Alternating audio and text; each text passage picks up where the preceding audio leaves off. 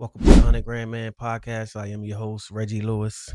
And you already know this is the podcast. We talk about sports, politics, and entertainment and how they collide with each other. This episode right here is another reaction video to Newsnight with Abby Phillips.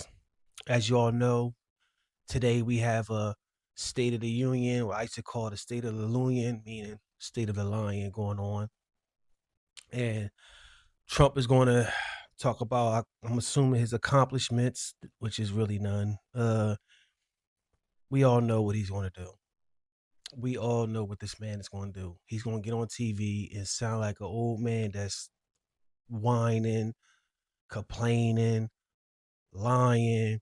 I promise you, because every State of the Union, CNN, Harry Ensign, he has a facts checks. He facts checks, and I forget the other guy name. Excuse me if I get your name, because I'm always watching CNN. I ain't gonna lie. They always fact check, no matter who the Republican or Democratic president or senator, governor, whoever it is that's on there having some type of State of the Union or some type of press conference. They always fact check, and I promise you that majority of everything this man is going to say is going to be a lie, or it's going to be some type of fabrication. You know, he's going to talk about Obama. You know, he's going to talk about Biden. He's going to lie about immigration. He's going to lie about affordability. He's going to lie about everything. He's going to lie about these 8 wars. This is what we need. The next time which we all know he's only going to be on Fox News doing this shit anyway, but we really need somebody to sit up there and challenge him about these 8 wars, because he did not stop 8 wars. He's going to bring that up. He's going to bring, you know what would be shocking? If he actually apologized to Barack and Michelle Obama. He need to do that on the State of the Union, because we all know his racist ass did that. Like I said, this is News Night with Abby Phillips. Even though she's not going to be in, it's going to be Casey. Let's get it. Good evening. I'm Casey Hunt in Washington, D.C., in for Abby Phillip. Let's get right to what America is talking about. President Trump is not pleased. In less than 24 hours, Trump will face Americans to deliver his big State of the Union speech.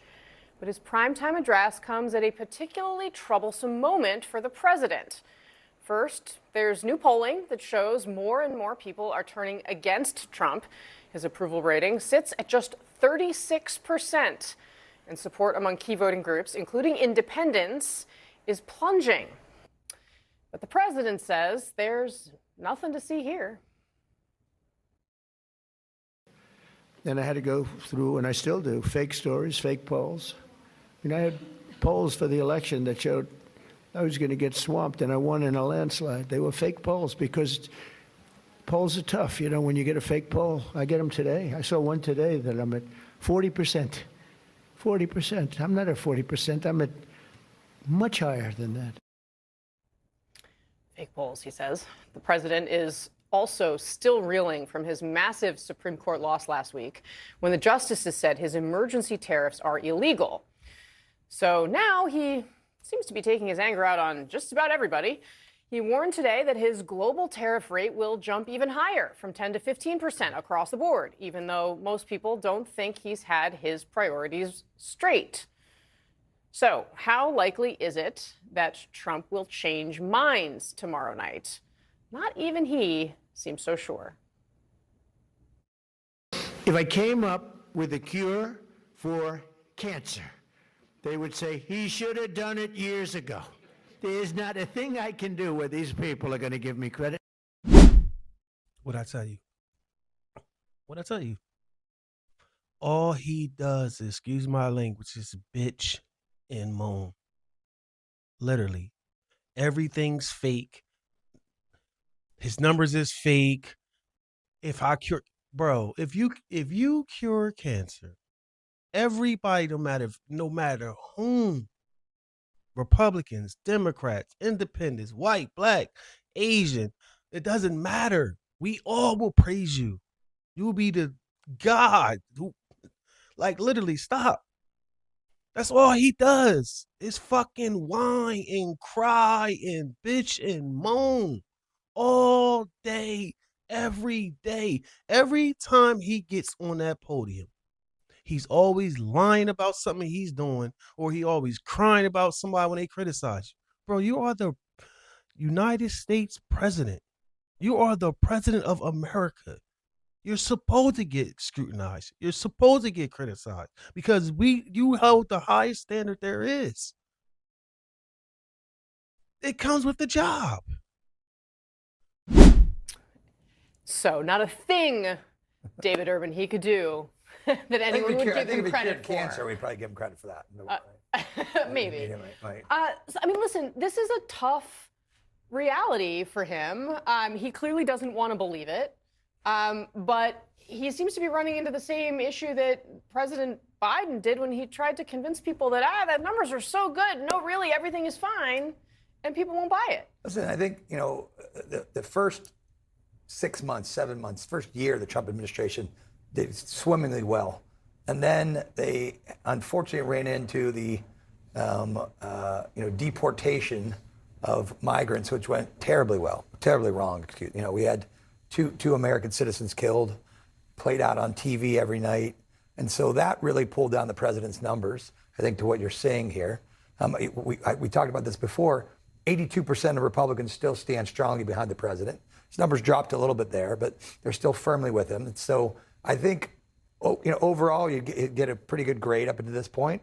But for immigration, which was, sealed the border, but the deportations went terribly wrong. People want him to focus more on when they put their hand in their pocket, if they pull out a $20 bill, or they pull out two $20 bills, right? When they're filling up their tank at night, They want to know how they're going to feed their kids when they go home. I think that's what they want to hear a lot of tomorrow night. And if the president doesn't focus on that, I think he's not going to change more minds. I think kitchen table issues roll as they normally do. So, look, I take your point, but here was the president today, praising his immigration team, Tom Homan, Kristi Noem. Watch. And we've done a great job. Tom Homan, Kristi Noem, our people, they've been incredible, the job they've done. And they take nothing but abuse. It just amazes me that there's not more support out there. 82% Republicans defend this man. After seeing all this crazy stuff going down, Venezuela, Mexico, 2 American citizens dead, grocery prices is in the ceiling, energy prices is in the ceiling, immigration, he's underwater. Then he gonna praise Kristi Noem, whom he had to send Homan out there to basically spin her narrative. A guy who received $50,000 from the Proud Boys. Like, what is wrong with this administration? They really have no morals. They have no freaking morals. All they do is spread propaganda and lies. 82%. And they wonder why in the last episode, the lady said half of them is racist.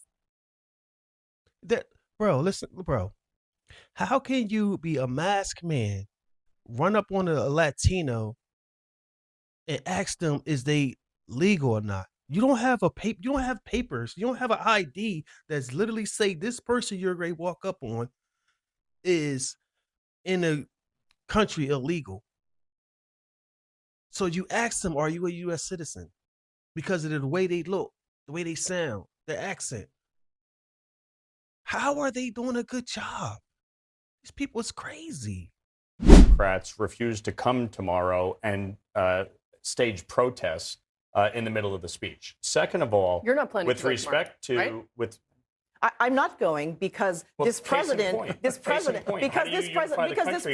divisive. You don't go into U.S. cities and terrorize people. Here's part you of the don't problem. tell lies, and you do not become an anti-black president who has come after African Americans. That's divisive. That's why I'm not going. Cities like Minneapolis, like New York, like Portland, Oregon, that refuse to honor detainer agreements, that refuse to say we will turn over a criminal to federal authorities. What happens is, in a city like New York, they release them back on the street to commit more crimes. And so you get ICE agents coming in to actually take them off the street. A controlled handoff of a criminal alien at a county or city or municipal jail is far safer than having ICE agents have to go into the community to get them. That should have been happening. These blue states refuse to cooperate.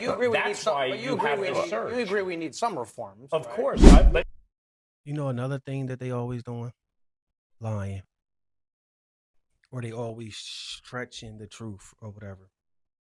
Because, bro, Minnesota does not comply with ICE detainers. State law prohibits local law enforcement from holding individuals based solely on immigration and customs enforcement. Detainers, if they would otherwise be released. This is because ICE detainers lack the legal authority of judicial warrants, making such holds unlawful under Minnesota law. You see how I told you I'm always going to pull up some stats or some type of facts. They get on these. This is why I love it when Abby is on there. Because if Abby was on this show, she'd have fact checked them. They always lying all the time. That's all they do is lie or stretch the truth. They got a certain amount of time to hold them. They got to present lawful papers to get them. So if they're not doing the two, and if you got to think about this, that's just like in our regular states and cities and counties, right? So say I got a speeding ticket in New Jersey that I have a warrant, or I had a whole bunch of tickets in New Jersey that I got a warrants, and I get pulled over in Miami or Nebraska somewhere, and they see that as a warrant for me in New Jersey. Well, y'all got a certain amount of time to come get this boy, or pay us to bring him, or we're going to release him because I got fucking parking tickets. Now, if these immigrants was on there for murder, sex crimes, burglary, or whatever like that, they're not releasing them back. This is what they're not telling y'all. If they are violent criminals or violent crime people, they're not releasing them into the cities, or they're not releasing them back into the public. This is what they're not telling you. Because what it is they know that they can spew anything and their racist following is going to listen to whatever they spew. They know that that y'all going to listen to them. Because at the end of the day is, if you feed hate to haters, they're going to always gobble that bullshit up. I was on the show with Casey. We were talking to the mayor of Minneapolis. During the Obama administration, they had ICE agents in the prison, right? In the county jail, yep. Right? Not allowed in the Trump administration. Geez, I wonder why. Yeah. I wonder why they cooperated during the Obama administration, not cooperating now. And so there's got to be an end to sanctuary cities, sanctuary states. Correct. You can't, if you're a municipality, you can't just say, we like these laws, we don't like these laws. How about if you're in the next Democratic administration, we're going to say, we don't like the EPA. We're not going to follow any of the laws the EPA promulgates. We're just not going to do it. Well, we're not going to do. We're just. Well, no, it doesn't actually happen. Right. We're going to pick and choose. I don't like your village. I don't like to pay taxes. Let's pull the lens out a little bit. Take all the points, all the weeds on the immigration. But tomorrow night, the president is going to give a speech. Historically, the State of the Union is for everybody. Yep. Some Democrats are going, some are not. Are you going? I'll be there. Okay, so I'm not you going. two are on different pages. You are not going. Why do you think it's the right thing to go? Because I want to hear what the president, it's about the country, and I want to hear what the president has to say and what he's going to do to actually make life more affordable for folks. Hoping he's actually going to bring the Gateway train tunnel back and fund it between New York and Jersey. But I want to hear what the president's going to do to get people their health insurance more affordable, what they're going to do about food, what are they going to do about the tariffs, because by the way, those tariffs are a big tax on a lot of my families, and so we got to. And what do you say to those in your party who are not going? That's of course Maryland's choice, and I respect that. That's Josh Gottheimer. Embarrassing. It had the audacity to be from the state I'm in. Embarrassing. New Jerseyans. Yo, he has to be primary. This is why we're considered weak as hell. This is why a lot of people do not have faith in the Democratic Party. He gonna sit up there and say, he just sounds so dumb as hell. I want to hear what he got to say about affordability. I want to hear what he got to say about this bridge. Bro, he told you about that goddamn tunnel, that bridge from Jersey to New York. If y'all don't kiss the ring, he's not approving that. What do you know he's going to get up there and lie? This guy, one thing about us Jerseyans, we're not weak like that, man. We're nowhere near like this man. He gots to go. I don't even want to look him up and find nothing about him. That's straight horrible, bro. Talk about, it's up to her. She can go, and I don't care about those Democrats. It's to each his own. No, you supposed to boycott too. And I'm gonna show y'all after this next video why he should be on the same page as all those other Democrats. Why wouldn't that's everyone? By the way, there were Republicans under Biden who didn't show up for Biden, if you remember, right? And listen, that's everyone's individual choice. Congresswoman, I want to play for you Stephen A. Smith, who has been actually talked about as a potential presidential contender. But he had a message. Stephen A. Smith, the host, he had a message for kind of a popular guy. Exactly. For Democrats for not attending. I want to ask you to respond to it. Watch. Okay. Some are talking about walking out in the middle of his speech. Others are talking about boycotting it altogether and essentially finding something else to do. I'm here to tell you that neither is acceptable. At some point in time, ladies and gentlemen, there's got to be an adult in the room. If you're going to act as juvenile, as petulant, as petty, as you accuse the president of the United States to be, how are you ever going to hold a high moral ground, at least high enough to judge him accordingly? This is the kind of stuff that ticks me off. Why is he wrong, Congressman?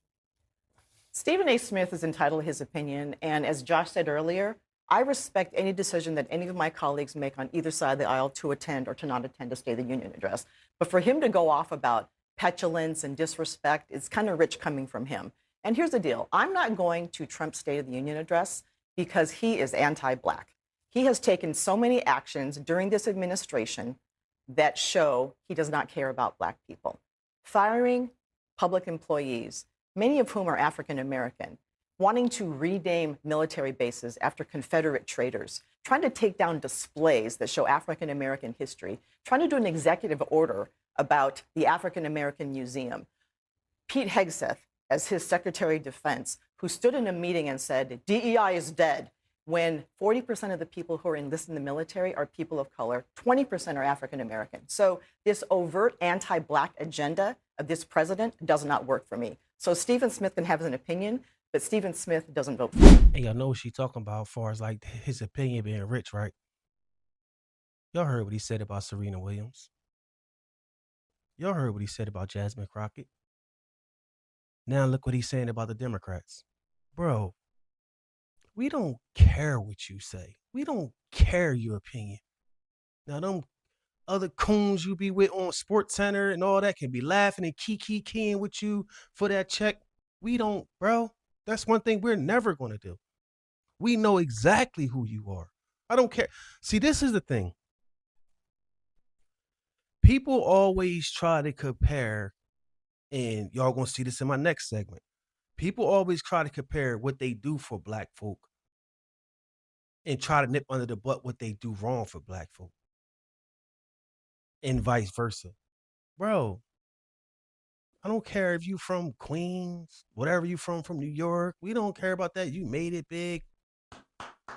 We're happy for you that you really did. You got, you're doing your thing. But the soul that you sold to get to where you at, bro, nah, we don't do that over here. We call it like it is. And this guy is horrible. I want to show y'all this quick video. And it's horrible because at the end of the day, this is one of the main reasons why the Democrats should not be showing up to this State of the Union. Want to take the economy hostage. I get it, unless I agree to their economic plans. All of you at home should know what those plans are. Instead of making the wealthy pay their fair share, some Republicans want Medicare and Social Security to sunset. I'm not saying it's a majority. Let me give you, anybody who doubts it, contact my office. I'll give you a copy of the proposal. Exactly. Exactly. They booing. Especially that fake Margie Taylor Greene. I'm so glad Jasmine Crocker destroyed her with a comeback that went viral on her. Like, bro, this is why we need to be united in this front. None of them. That's why I'm glad Westmore. Like, bro, word is bond, bro. I'm glad he ain't going. Hakeem Jeffries talking about, yeah, I'll be there because I don't want nobody to come up in my house. Boy, shut up. Man, shut up, man. You so fake and weak, it's unreal. These Democrats are horrible, man. We need new leadership. And I know Maryland's sitting up there looking at her counterpart, looking at him like, bro, you weak as hell. Because at the end of the day, nah, this is why we sit up there and say that y'all are under the water. That's why the Democrats' favorability is lower than Trump's. Because y'all all scattered around the place. Y'all all should be standing there united on one front.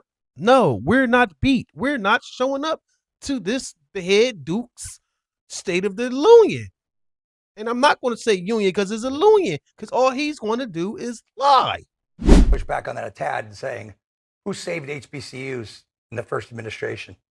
So let's talk about I'm HBCUs just saying, for a second. Donald Trump. Let's talk Obama about cut this. the funding. Okay. So Donald Trump funded it. So I'm going to accept a lecture from you about HBCUs. I'm not lecturing. I'm just asking. And I'm I'm a just asking graduate. you. I'm a graduate of Clark Atlanta I'm asking University. you. Did So Donald Trump save it? Here's the deal. HBCUs have been grossly underfunded for decades, for as long as I can remember. But when you are doing things like taking health care away from the families of the students who are there. You're not answering the question. You're not listening to me. When you take away food assistance, when you do things like that that hurt the families, you're hurting the kids who are going to HBCUs. Most of the kids who go to HBCUs are first-generation college people, and they come from families that are underserved. So will you just submit to Donald? I mean, say, when you agreed to Donald Trump save HBCUs? I'm not going to say he saved them, because that's not true. A lot of funding went to them. Who signed the First Step Act, putting more African-American men out of jail than any other president in the history of this republic? You know, here's the deal. Donald Trump in this term is anti-Black. All of the actions that he has taken, the things he has done to hurt the African-American community, that's what he's doing. That's what he's doing. And that's why I'm not. No credit for the other stuff. Y'all see what they do? Y'all see what they do, right? That's what they do. They try a little something over you to try to distract and make you seem like, oh, no, he's not a racist. Oh, no, he's not a bigot. No, it ain't him. He gave black colleges this amount of money. He dug the black colleges out of the hole. You know how many black people he got out of jail? Black people he got out of jail. Black people he got out of jail. You see how embarrassing these people are? That's exactly what they are. Deep down inside, Trump brings all that racism up out of these people. Basically saying like, oh, we just gave y'all money for college. Shut up. You should be grateful. What? No, we're not. Because the Trump administration actions significantly impacted black federal employees. Reports indicate that approximately 300,000 black women were pushed out of the workforce due to mass firings and layoffs within a short period. 300,000 black women. Additionally, the administration cuts and hiring freezes disproportionately affected black employees, raising concerns about diversity and representation in roles. That's not cool. No matter how you look at it, that is not cool, bro. He doesn't like black people. He needs them for his executive. Well, he don't need them for executive order. He really don't need nothing for that, but they need us. Just as much as they need their radical racist people on their side, they need us. Because if they don't have us, they don't get elected. They don't get laws and stuff passed.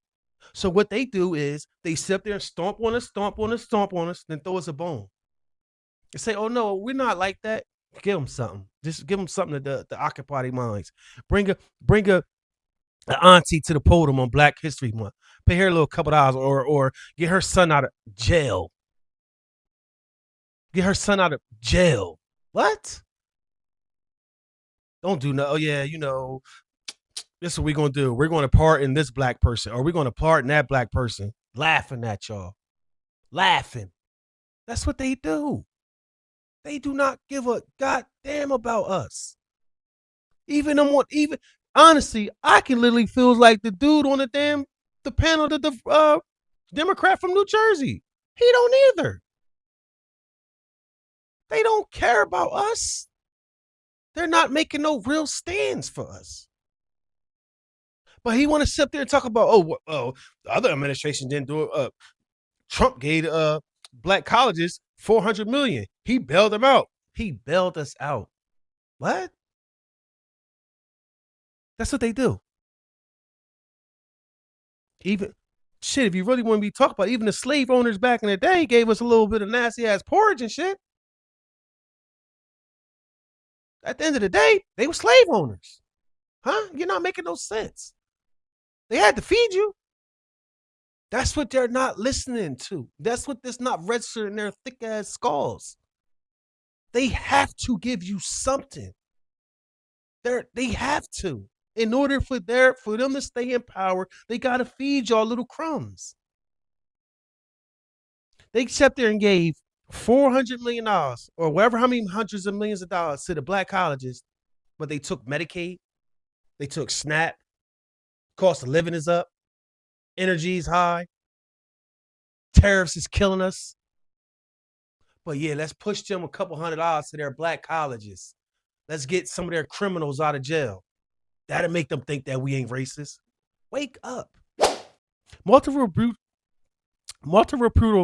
trackers and analysts show the second Trump administration is markedly less diverse by gender and race than recent predecessors. But the reported percentages differ depending on whether one looks at confirmed nominees, cabinet picks, or the entire workforce. Among Senate confirmed appointees in the early months of the administration was roughly 84% male, 16% female, and about 90% white, while broader federal staff Democrats during and after Trump's first term showed different racial mixtures. So his first term, he had a couple, because we all know he don't have a lot. He had a couple more black people in there.